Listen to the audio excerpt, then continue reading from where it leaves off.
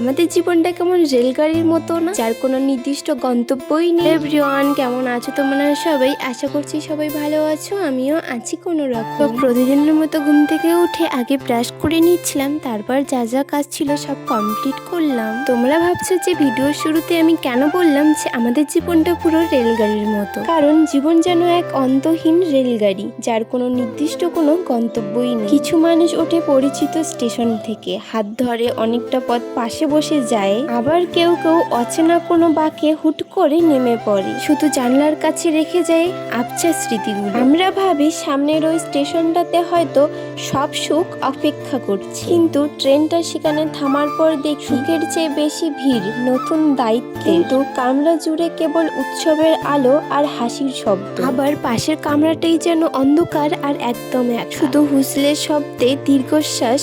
তবুও যেন এই ট্রেনটা কখনো থেমেই থাকে। পুরনো যাত্রীরা নেমে গেলেও নতুন মুখ উকি দেয় দরজা, ভাঙা স্বপ্নগুলো জানলার বাইরে ফেলে দিয়ে আবার যেন নতুন করে পথের দিকে তাকাতে। এই অন্তহীন চলার নামেই হয়তো জীবন, যেখানে প্রতিটা স্টেশনে একটা নতুন শুরু, প্রতিটা ছেড়ে আসা স্টেশনে একটা না বলা গল্প। আমাদের জীবনটা কেমন রেলগাড়ির মতো না?